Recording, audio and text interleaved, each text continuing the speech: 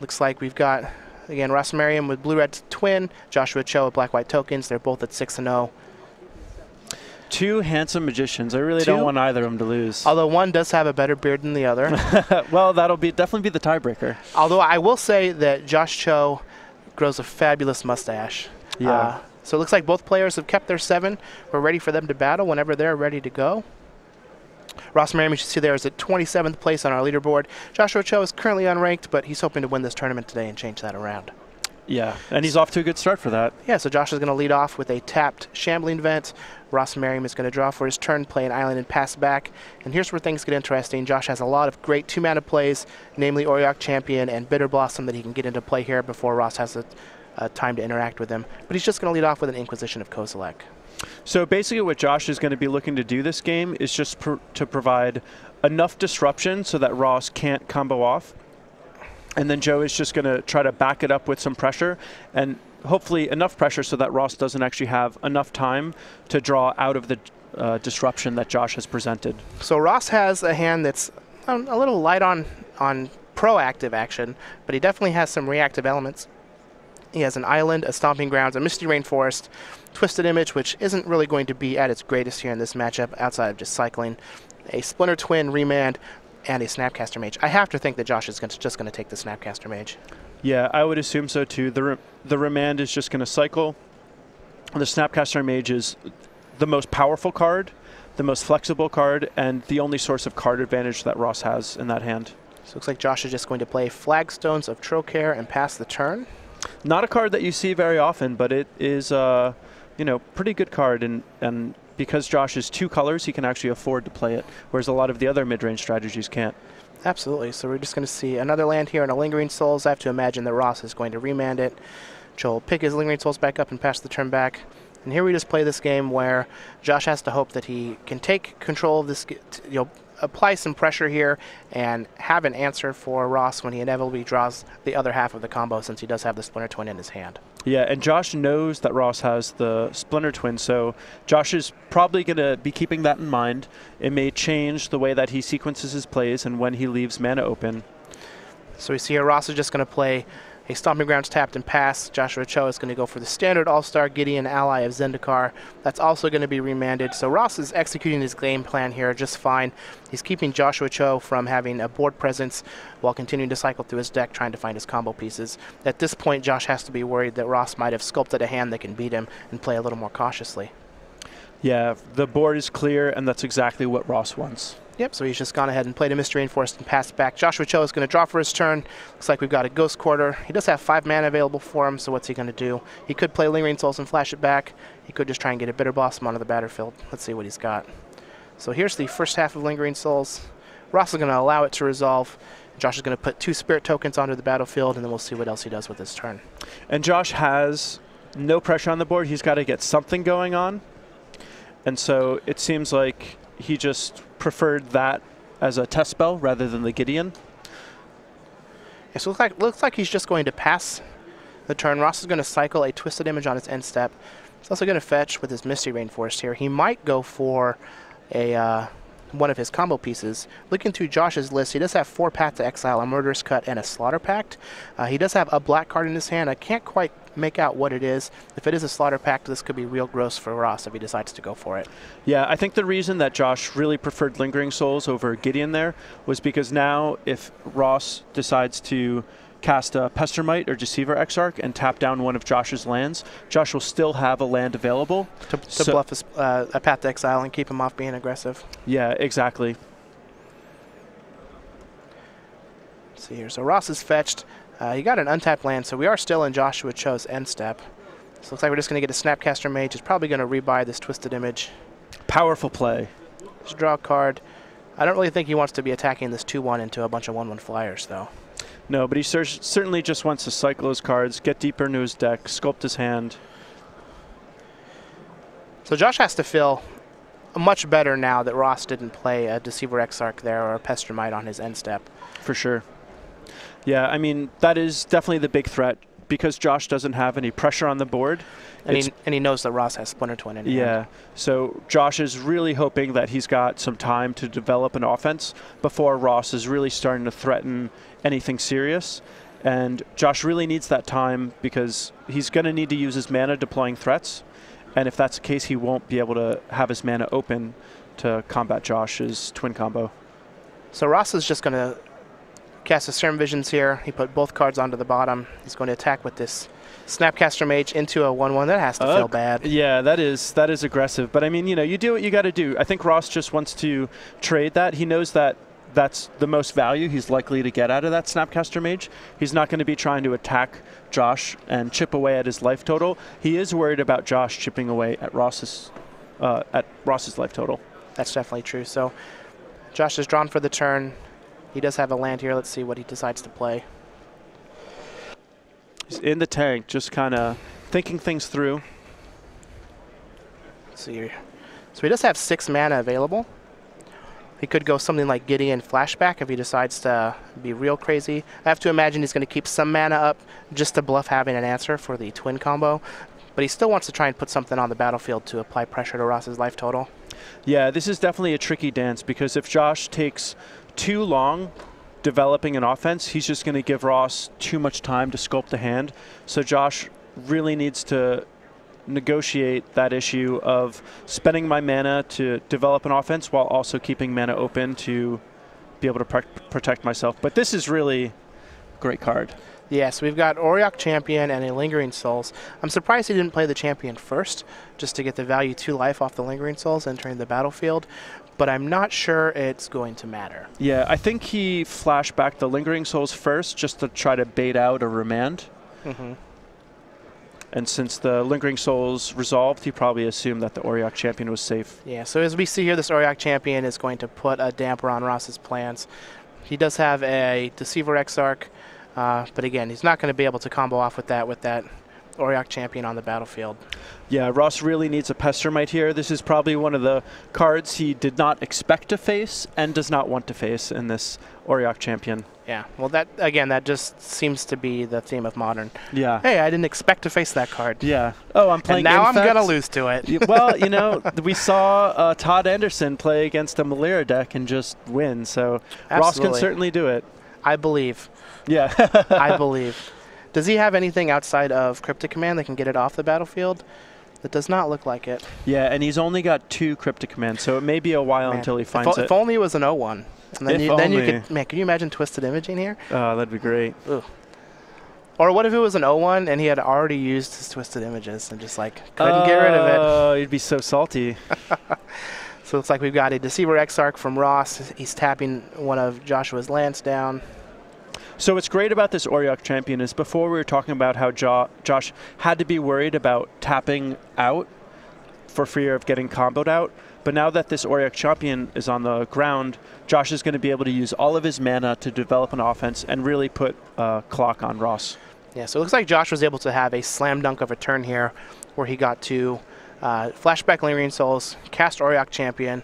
Ross cast his Deceiver Exarch. In response, it looked like to prevent some life gain from happening, which allowed Josh to go ahead and fetch, make some mana, play an Intangible Virtue, and make his army much more formidable. Yeah, the Vigilance and +1/+1 is really what Josh was looking to make these 1/1 Spirit tokens into a legitimate fighting force. Now, he looks like he does have a Gideon, ally of Zendikar, in his hand, so he has the option of just pumping out 3/3 tokens with it if he gets it on the battlefield, or just cash it in for an emblem, which is going to make these Spirit tokens even better than they already are. Yeah, I mean, if you make these 3 tokens into 3/3s, that's a 2-turn clock. That's pretty good. So Josh is going to go ahead and draw for his turn. It looks like he does have a Gideon, a black card, and another Intangible Virtue in his hand. That is a big game. Yeah, that is.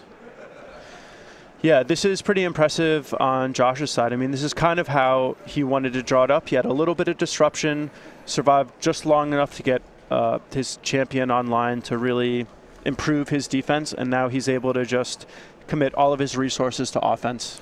Now, he knows that Ross has a Splinter Twin in his hand, so he does have to be worried about a Cryptic Command bouncing that Auriok Champion on the end step, and then just untapping and losing to the combo if he doesn't have an answer. Yeah, on the other hand, though, if Josh doesn't have a removal spell in his hand, then his hands are kind of tied. So it looks like the Gideon resolved. He's going to cash it in for an emblem. And he's just going to be able to crash for 3 apiece with these Flying Vigilance tokens.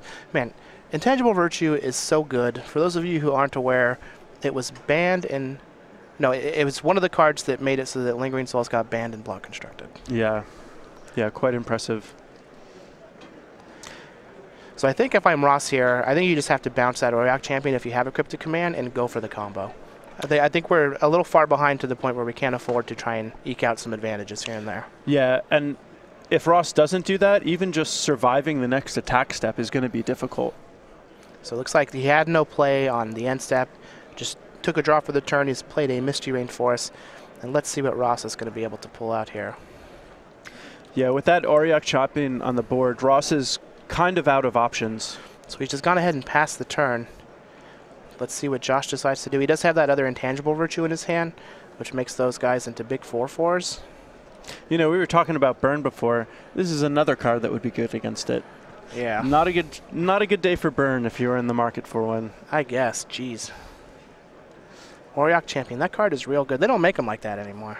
They don't. I mean, those really, really hateful cards that, you know, have protection from multiple colors and are just so hard and efficient to deal with are... I'm kind of glad they did away with protection for the most part. I think it was just very, very difficult. Like, protection from black and protection from red is just so much better than, like, protection from white.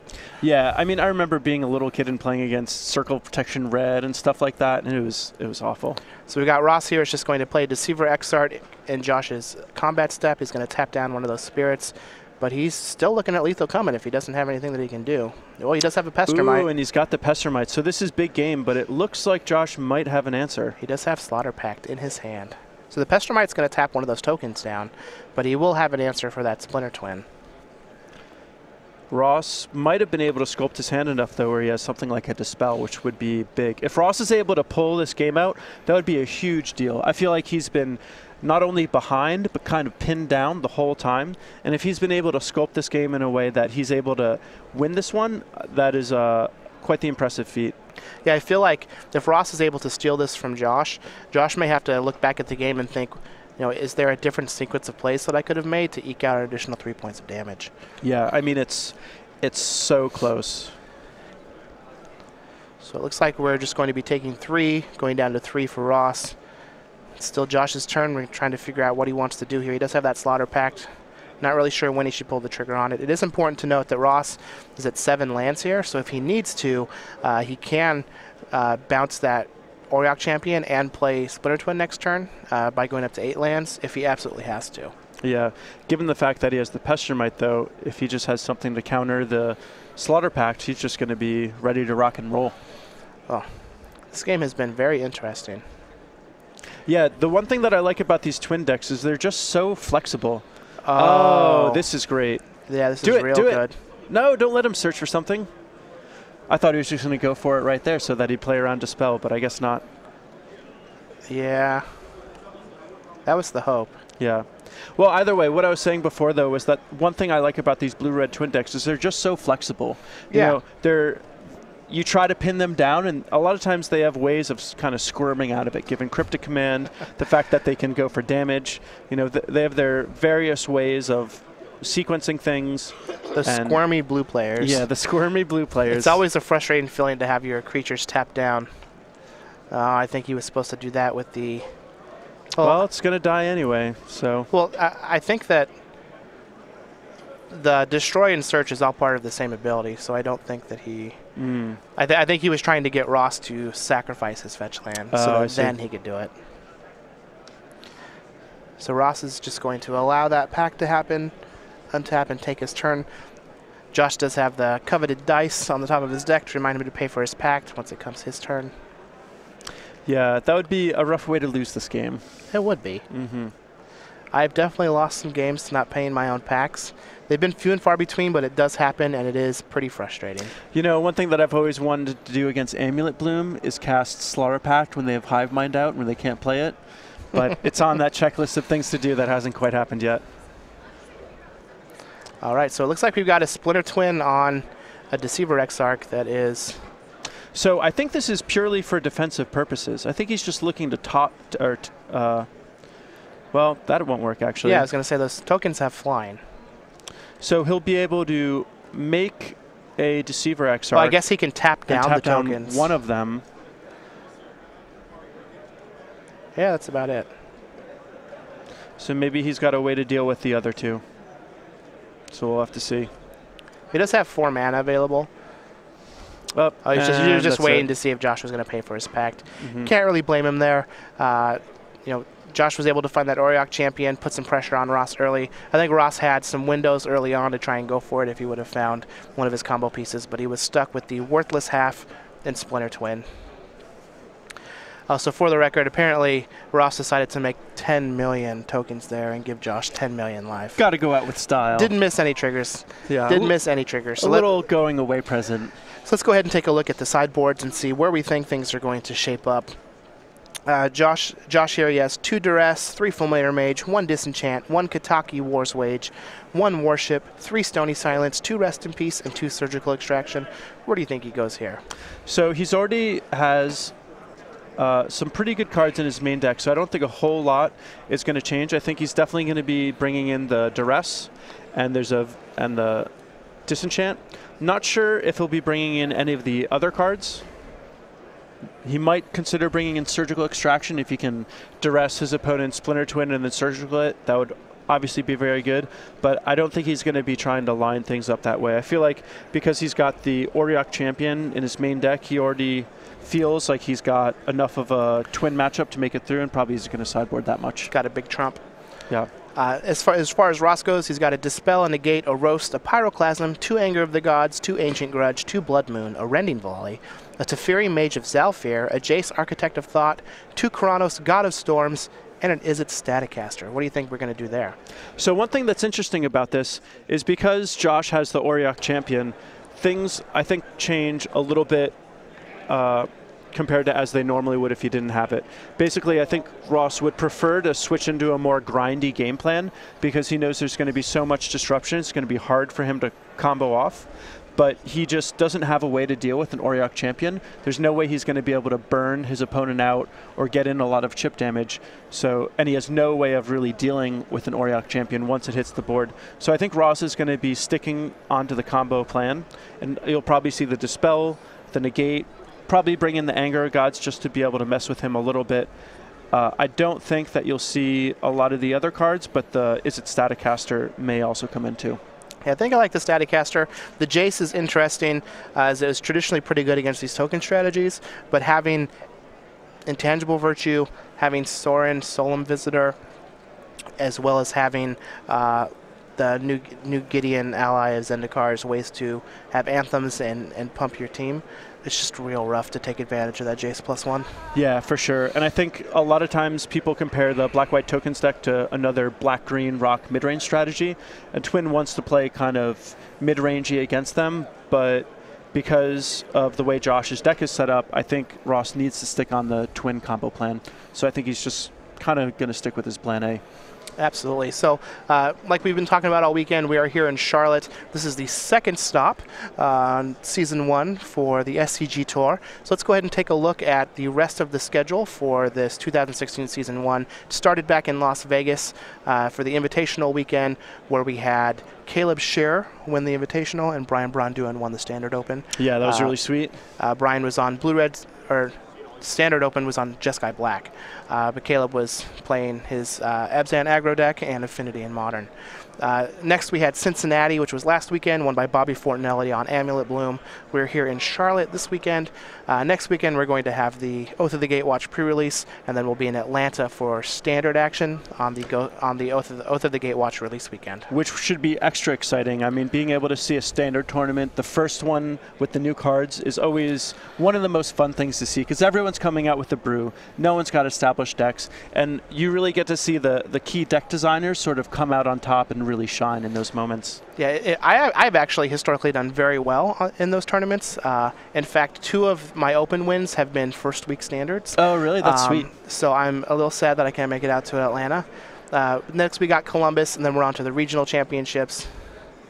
Then we are in Louisville for some modern action, Philly for Legacy, where we're going to commentate Indy for Standard, Baltimore for Standard, and then it caps it off at the Columbus Invitational weekend, April 15th through 17th, Standard and Modern, with a Standard top 8. Now, when you play in any of these opens, you do get for free this very awesome Kitchen Links playmat. Yeah, super sweet, super cute, super cool. Yep, dumping milk on himself. So again, well, you get this playmat absolutely free just for playing in any of our Season 1 Opens, be it Standard, Modern, Legacy, whatever the deal is. Just a glutton for milk. Can we blame him? I mean, milk is delicious. So let's go ahead and jump back to our match. I believe our players are just about ready to kick it off. So looks like we've got Joshua Cho potentially taking a mulligan here. Looks like it. Well, hopefully he gets a good 6-card hand. It's always a bad feeling to take a mulligan. However, you got to feel a little bit better being up a game. Yeah, the other thing, too, is I feel like with the new Vancouver mulligan rule, mulliganing once isn't so bad. Mulliganing to 6 and getting a scry isn't actually that much different than a 7-card hand, I feel, a lot of the times. But as soon as you get farther down than that, when you're down to 5 or 4 cards, then things start to look a little rough. But I feel like the first mulligan, it's almost free. Yeah, that's actually what I really like about a lot of the decks in Modern, like Blue-Red Twin, the Abzan deck, Infect. You are able to mulligan lots of hands because sometimes you have hands that just win the game. So like you don't feel so bad mulliganing to 5 or 6 because you can still just win the game with 1 or 2 cards. Yeah, it's definitely a really impressive component of a lot of the decks in Modern is that they're good decks, and they can operate on very few resources. But it looks like Josh found 6 that he likes, and we're off to the races. So Josh found his 6 that he liked. He scried to the bottom. Ross just led on Mystery Reinforced Pass. Josh is going to go ahead and take some damage from his Godless Shrine and then some more damage from a Thoughtseize and see what Ross is working with and strip some cards out of his hand. So it looks like he did bring in Jace. He also has a Dispel, Pestermite, and Splinter Twin, 2 very good cards, alongside a Sulphur Falls and a Scalding Tarn. And it looks like Josh has the Auriok Champion in hand, so I would assume that he's going to go for the Pestermite, because even with the Auriok Champion, the Pestermite still can combo off. So I think that's basically what Josh is clearing the path for. He sees that his Auriok Champion is going to be able to resolve. There's no Spell Snare, at least not yet. And so the next biggest threat is the Pestermite. Yeah, I really like Josh's decision to play Auriok Champion this weekend. If you're looking through the lists of the Blue-Red Twin decks that have been popular recently, they have all gone down to 2 Pestermites, and that's really the only way they have to combo through your Auriok Champion. Yeah, and a big reason for that is because they just don't expect Auriok Champion. Yeah, you never expect it. It's like the Spanish Inquisition. Yeah, seriously. So Ross is going to fetch here on the end step, find a Steam Vents tapped, and draw a card for his turn. Let's see what he has going on. Not really expecting a lot of proactive action from this twin deck, but he did have that Jace in his hand, so I imagine he's going to get that in play and try and work it for some card advantage. Josh is going to draw for his turn. He's going to lay a Plains, and I imagine he's either going to play a Bitter Blossom here or an Auriok Champion. So Bitter Blossom looks like the go-to card. Seems like he's favoring a bit more pressure before getting the champion off. It may also just be a test spell in case Ross happened to draw a counter spell. But even still, I think it's just that Josh wants to lead off with the Bitter Blossom. Definitely. Hopefully we don't have any missed triggers. Yeah. He's got his Bitter Blossom on the other side of his library, and he doesn't have anything on the library to note it. Those are things that would cause me to miss triggers. Hopefully Josh does not. Yeah, for sure. I've seen some players, especially during previous Standard seasons when you had a lot of Planeswalkers and a lot of creatures with activated abilities. I used to see some players just line things up from left to right to sort of say, okay, when I start my turn, I'm likely going to use my Elspeth first, and then my Johnny Mentor of Heroes next, and then, you know, I've got this to activate or that to activate, and they just kind of go down the line because sometimes your board state gets really complicated, and you want to make sure that you don't forget things. Definitely does. So we see here Josh is just going to play a Flagstones of Trocare. He's going to play an Auriok Champion. Ooh, and Ross did have the Spell Snare. Yeah. Just have to hope that he drew it this turn and not last turn, because that would be pretty sweet since Josh decided to not play it the previous turn. Yeah. Even still, though, Ross has the Jace, which is going to be really good against the Bitter Blossom. The one thing, though, is it's going to be hard for Ross to actually draw any cards because that Bitter Blossom is going to be threatening a lot of pressure. So I still think Josh is in a decent spot, even though he played the Bitter Blossom, or got the Bitter Blossom to resolve rather than the champion. Yeah. Now, if Josh is ever able to find an intangible virtue, it's just going to negate that Jace and be a real bad time for Ross. Yeah, or a Gideon. That would be another good one, just to get that emblem. And actually, it looks like Josh does have a virtue in his hand. So this is going to be a little tough for Ross. He has the potential to combo off. We've seen the Splinter Twin in his hand, and he's going to be able to play some defense with that Jace. But that Bitter Blossom is a threat that Ross really has no way of answering. He doesn't have any kind of enchantment removal. He can Cryptic Command it, but that won't deal with the tokens that are on the board. He can use Cryptic Command to tap the tokens, but that'll only buy a draw step. So this Bitter Blossom is going to be a really good card for Josh to use to just kind of lean on Ross, almost the way you would see in a MMA fight. Yeah, now Ross's best route at that point, I think, is going to be similar to playing against the Fairies deck back in the Lorwyn era, where you would just try and contain the Bitter Blossom and hope that it killed your opponent. Yeah, and Ross does have cards like Lightning Bolt and Snapcaster Mage. Electrolyze, etc., etc. Yeah, those things can also be great for finishing Josh off in case his life total gets low. So we're going to see Ross here is going to fetch a basic island with his Misty Rainforest. I have to imagine he's just going to land this Jace. More than likely he's going to minus it to try and draw some cards. But if that's the case, it's just going to die to that Intangible Virtue next turn. For sure. He doesn't quite know that, though. But what he does know is that there won't be 2 tokens attacking. So this is basically his only chance to draw cards off Jace and think that it might survive, but it looks like he's playing it safe and just ticking up. Yeah, which isn't all that bad. It's going to be very hard for Josh to actually kill the Jace this turn. That way Ross can untap and minus his Jace and be able to use the cards that he gets right away. And this Jace is going to do a really good job in just buying Ross time. Really what he wants is to just not die for a while, sculpt his hand, and then combo off. And this Jace is going to soak up a lot of damage and reduce Josh's attacking power for quite a while. So Josh here is just going to play a Ghost Quarter for his turn, cast a Lingering Soul. It's not able to flash it back just yet, but again, he does have that Intangible Virtue looming in his hand. That's going to pump up these 4 tokens next turn that are able to attack, and just going to put quite the hurting on Ross. Now Ross is just going to plus his Jace, play an island, and I have to imagine here he's probably just going to pass the turn and then work at instant speed like his deck is meant to do. Yeah, for sure. Ross just wants to take his time. He can basically take all the time as he wants because as soon as he combos, the game is basically going to be over in his favor. So he can use his life total as a resource, and he can, you know, just kind of wait and sculpt his hand. Absolutely. So it looks like Josh has a Flagstones of Trocaire in his hand along with that Intangible Virtue, and I think that he might have drawn another Auriok Champion. Well, the Auriok Champion is big game. We'll see if Ross has another Spell Snare, but one thing that Josh has to be thinking about is also Snapcaster Mage. Ross has plenty of mana and Spell Snare in his graveyard. Absolutely. Auriok Champion's pretty sweet with Bitter Blossom, just completely negating the life loss. Yeah, that is a nice little interaction there. It's a modern wombo combo. Yep. Josh Cho is just a mad genius. Yeah, I mean, it's a great call because sometimes these twin decks, especially game 1, can be tough for these, you know, black-white mid-range strategies. So Ross is tapping 3 mana and then untapping his mana. I think he might have a Pestromite or something of the sort that he's looking to tap something down here once Josh goes into his combat step. And Pestromite is really good because even with the Auriok Champion, it won't be enough to keep Josh alive if Ross decides to combo off with a Pestromite. So I don't believe that Josh has anything in hand to interact with the Splinter Twin that Ross has, so we could just see him go for it this turn, because I think he also has a Dispel, and just end the game on the spot. I have to imagine with the Dispel backup, he just goes for it. So we've got an island here for Ross Merriam. He's going to Splinter Twin his Pestromite. GG! And Josh is just going to scoop it up. Scoop him up, game 3. So far we've seen, I guess, some pretty interesting games. Now, Auriok Champion's very good, but still would have lost him the game there.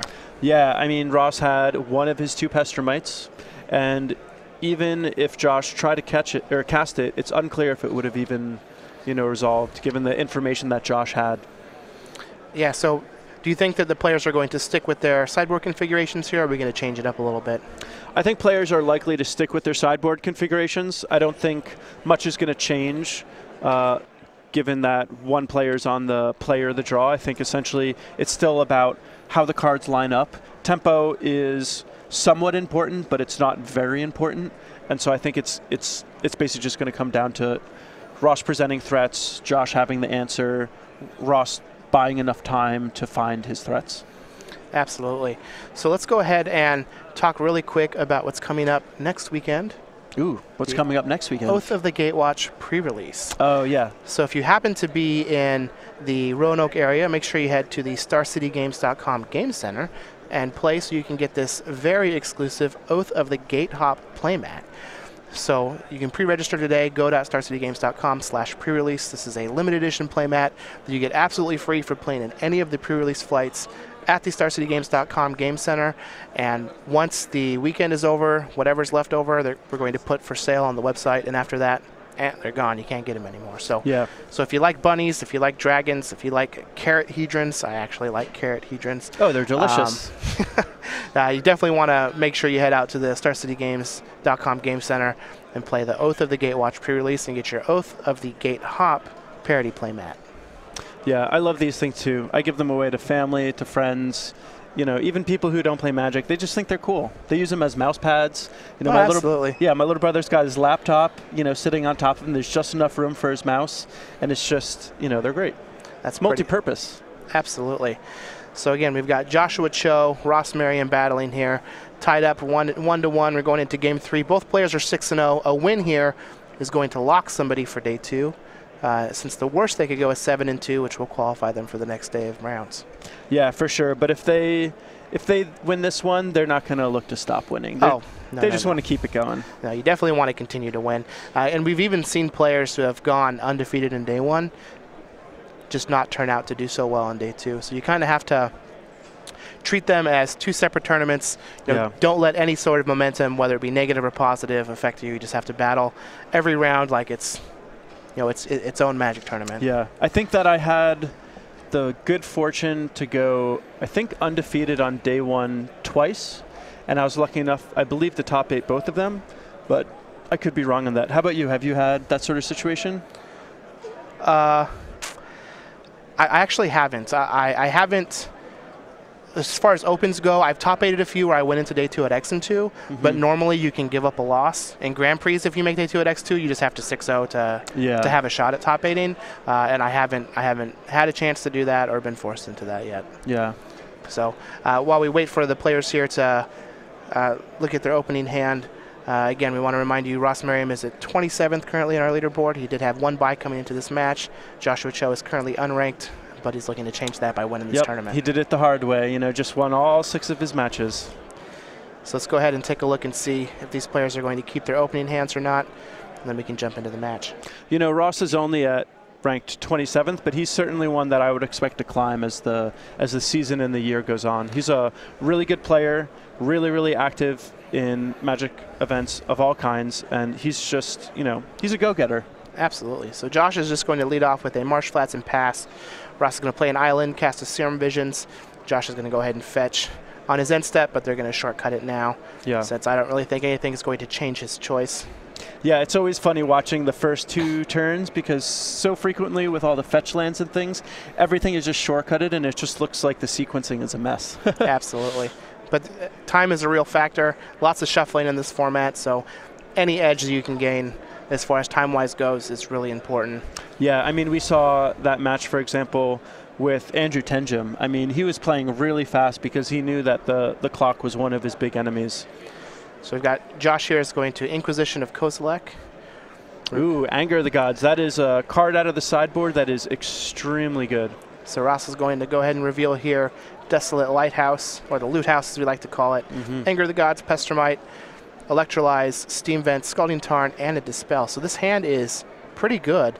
Just missing a Splinter Twin as far as being able to close the game out. Now, depending on what Josh has in his hand, I can imagine he's going to take either the Pestermite or the Anger of the Gods. Those seem like the two that just jump out at me. Yeah, I think if Josh's hand is threat heavy, he'll probably take the Pestermite because he can just pace his threats in a way that Ross is forced to use the Anger of the Gods, and then Josh has more threats in his hand. And that seems like the way that he's going to go. He's more worried about Ross's proactive game plan than Ross shutting down Josh's proactive game plan. Ooh, so we get a Windbreast Kites here from Joshua Cho. I have played a lot with this card. In fact, the first PTQ that I won was with the green-white trap deck. Oh, yeah, cool. And I got to turn 3 Emrakul a lot of people off of Windbreast Kites. Wow, that's pretty good. But so with the Hideaway, he's going to look at the top 4 cards of his deck, put one under it face down, put the rest on the bottom of his library in any order.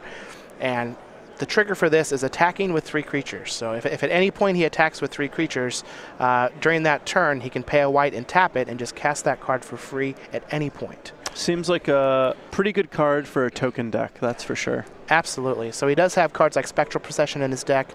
Lingering Souls is going to give him some tokens. Josh is definitely able to generate some tokens. Yeah, and that card is not commonly played, but it is very powerful. I mean, essentially, your mana investment is super, super small. It comes into play tapped, and then it's 1 mana to activate. Yep, 1 white to tap. So essentially, 2 mana to put something potentially very large into play. Yep, and you're actually casting it. So if you have any cards like Emrakul the Eon's Torn that have an on-cast trigger. Pretty good. Man, maybe these decks will just start playing Kozilek the Great Distortion. Oh, that would be sick. Draw a bunch of cards. Yeah. So Ross is just going to go ahead and play a Steam Benson Pass. Joshua Cho is going to play a Ghost Quarter and put a Bitter Blossom on the battlefield. So at some point, this Windbreast Heights is going to get activated if given enough time to make some tokens from that Bitter Blossom. So despite the Bitter Blossom last game, Ross was able to battle back. But the one thing that's a little different this time is Josh is on the play with his Bitter Blossom. So it's coming a turn later on turn 3, but we'll see, you know, how much he can leverage it to a victory. It's certainly going to be good with the Windbreast Heights, that's for sure. In addition to that, it didn't look like Ross had a Jace in his hand, which is going to allow this Bitter Blossom to pressure him immensely if he doesn't find something like that to answer it. Yeah, most of Ross's removal is in the form of 1-for-1s. He's got that Anger Gods, which is a good sweeper, and he's got potentially the Static Caster. But for the most part, Jace is one of his better cards to deal with multiple creatures on the board.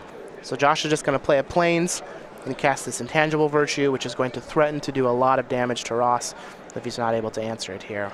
It's also going to shut off a lot of the value from something like Electrolyze, which he's going to use here in response. Yeah, and you can really see how Josh's deck is set up in a way where it's got a fair amount of disruption, but it's also got a fair amount of synergies. I mean, Bitter Blossom, Intangible Virtue, and Windbreast Heights are all cards that work really well together. So we've got another Inquisition from Josh here, and it looks like we've got a Scalding Tarn, and is it Staticaster, 2 Dispels, a Pyroclasm, an Anger of the Gods, and a Scalding Tarn. So Ross's hand is extremely reactive, and doesn't really have a whole lot going on at this point. Yeah, Ross really wants to mount an offense, and so far he hasn't found it. With that said, the nice thing is his hand is kind of discard-proof. There's a lot of redundancy, so at least he's got that much going for him. Whatever Josh takes, Ross is still going to be left with basically the same sort of stuff. Yeah, it's a little unfortunate that Staticaster is basically completely blanked now by that Virtue being on the battlefield. Yeah, and I would assume that Ross probably just drew that off of the Electrolyze. Otherwise, Ross would have just played the Staticaster instead. Yeah. So Ross is going to go ahead and draw for his turn. Let's see what kind of sweet things he might have. So considering that Josh took the Anger of the Gods, Josh might be able to set up a situation where he plays another Anthem effect, whether it's another Intangible Virtue or another Gideon, so that his Bitter Blossom tokens are 3/3s, and then the Pyroclasm won't be enough. Ooh, that would be pretty good. Yeah. So we see Ross here is just going to play Scalding Tarn past the turn. Josh is going to get a Arilax Fairy token in his upkeep, lose a life. And very good player, Pro Tour champion, Arilax. Yeah, he's a good guy. Yeah. Also a StarCityGames.com writer. Make sure you check him out on the website. Oh, yeah, writes great articles. He does write great articles. I believe he's playing in Grand Prix Oakland this weekend. Wish him all the luck. Should have come here. This is where the party's at. I agree. We'll have to, I don't know, send him an angry letter or something. Maybe. Oh, there he is. Look at that big smile. Happy, happy guy. Just the biggest smile. You know, actually, the first time that I cashed a GP, I played against Ari. Really? Yeah. It was actually a little embarrassing. He was at 3 life, and I chose to Lightning Bolt his Sprouting Thrinax instead of him, and then I lost the match. That's pretty bad. Yeah, it's a longer, more amusing story, and I did manage to beat LSV, Rafael Levy, and Gabriel Nassif, which was sweet, but I, just kind of burned out.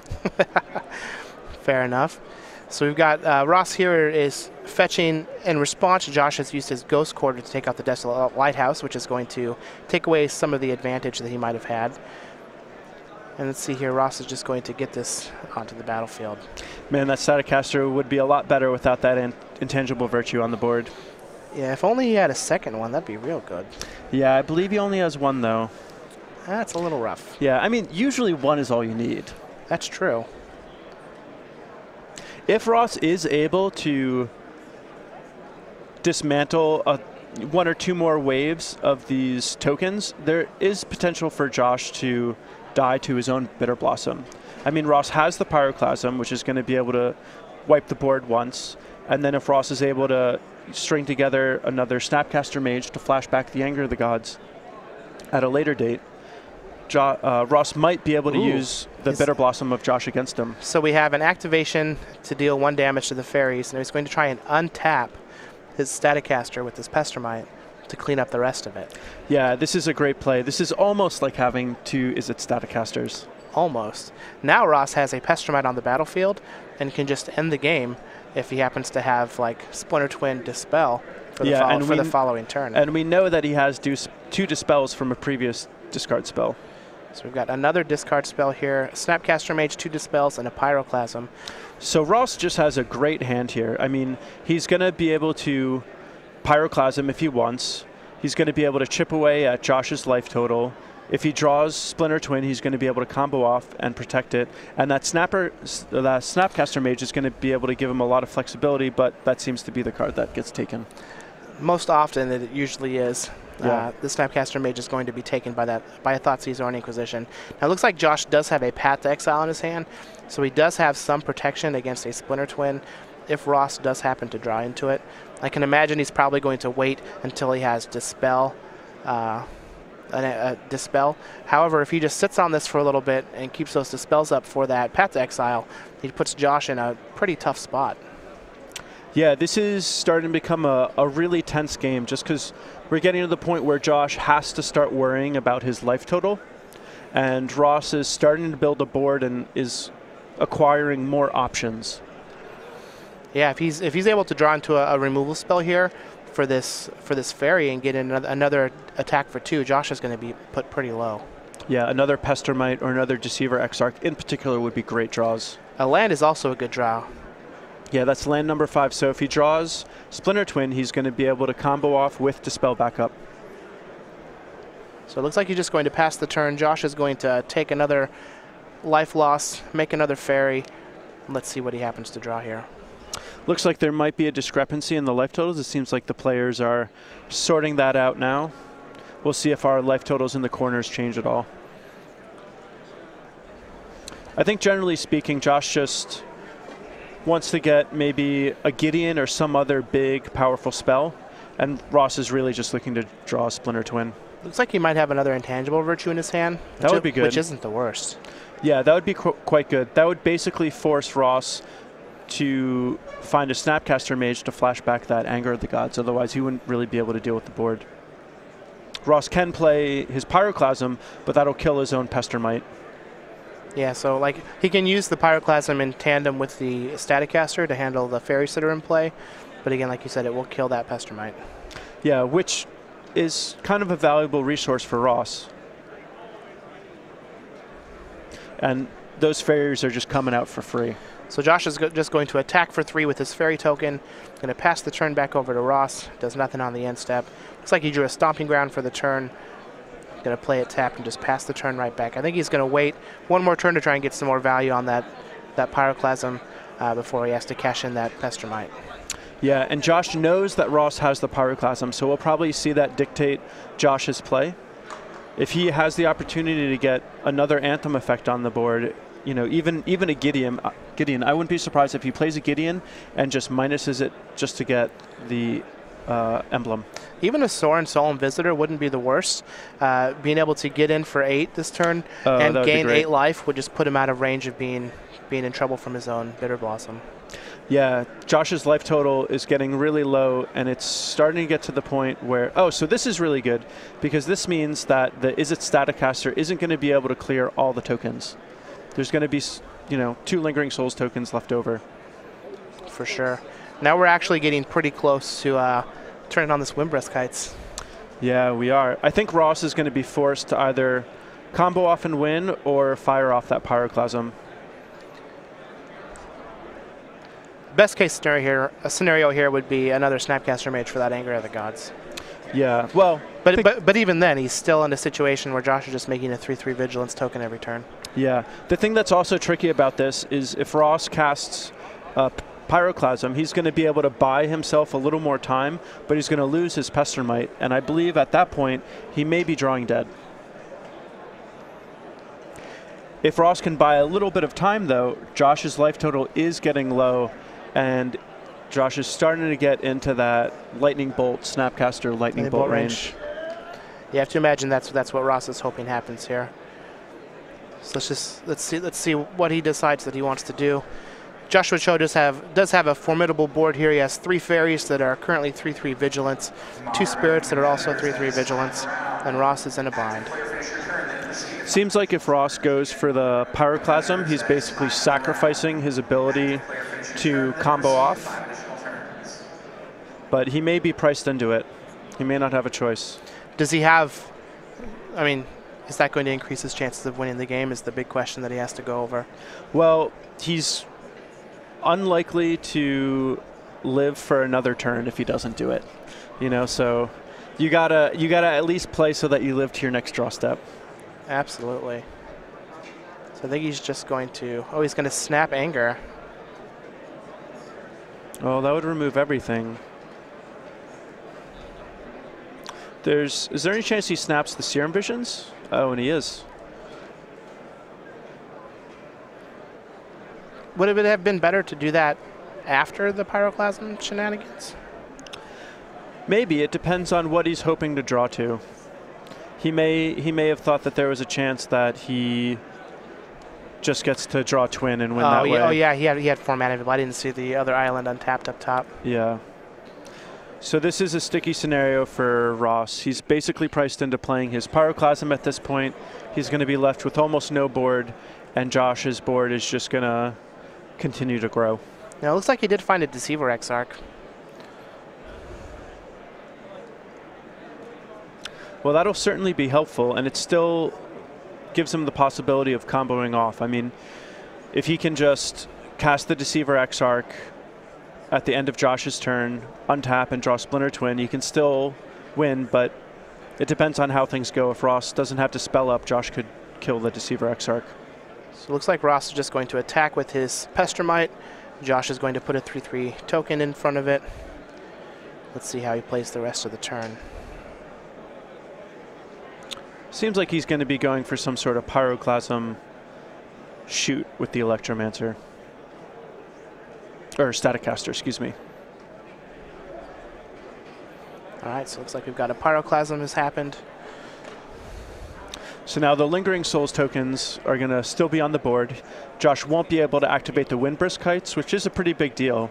I mean, we have to assume that there's at least a decent card underneath there. Absolutely. So Josh is going to go ahead and take a draw after getting a 1/1 fairy. Let's see what he decides here with the game. He does have 6 power with the creatures that can attack. Oh, Josh is feeling the pressure. He just dropped a card on the floor. I wonder if he's feeling nervous. They're a little slippery. Mm-hmm. They get more slippery when you're nervous. So Josh is just going to go ahead and attack with his 2 tokens, send 6 damage, put Ross down to 3, and at this point he's going to have 3 lethal attackers coming at him next turn. Yeah, this is likely Ross's last draw step. Or more lethal attackers. Yeah. If Ross draws a Cryptic Command, he might get another draw step, but if he doesn't draw that, he may be looking at a game over situation, so we'll see. Now, it looks like he does have a Deceiver Exarch. We got a Remand that's not really going to do much. Yeah, and this is one of the rough things about playing counterspells, is when you're behind on the board and your opponent doesn't have anything necessarily that you can target with your counterspells, or you draw them too late. They just rot in your hand. Yeah, they just rot in your hand. Ross has these resources in his hand that he just can't convert to any kind of value on the board. Yeah, losing with 7 lands on the battlefield and 4 cards in your hand is never a good feeling. Yeah. He's just had these 2 dispels that have done nothing the entire game. Yeah. So he's just going to pass the turn back. Josh is going to lose another life, make another fairy, draw a card for his turn, and I have to imagine he's just going to be looking to try and turn his creature sideways. Now Ross might have a Cryptic Command. Worst case scenario here for Josh is going to be Cryptic Command, some type of Pestermite or Deceiver Exarch, and then untapping into a Splinter Twin. It looks like we've got a Deceiver Exarch. He's going to remand the Deceiver Exarch. So that's pretty interesting. I wonder what he's hoping to draw to here. Yeah, I'm not quite sure. We saw Ross give Josh infinite life in game 1. So I think Ross is just, you know, having fun. Having a little fun. Can't blame him. Yeah, Why play if you don't have fun? Yeah, exactly. That's what we came here to do, is have some fun. So Joshua Cho is going to take this match 2-1 over Ross Merriam. He's going to advance to 7-0 with his black-white tokens deck, beating Ross Merriam, who's ranked 27th on our leaderboard with his blue-red Splinter Twin deck. He's going to lock up a spot in day 2 to continue to play on in this Modern Open. And Ross, I wouldn't say with his back against the wall, he just has to win one of the next 2 rounds to make it into the next day.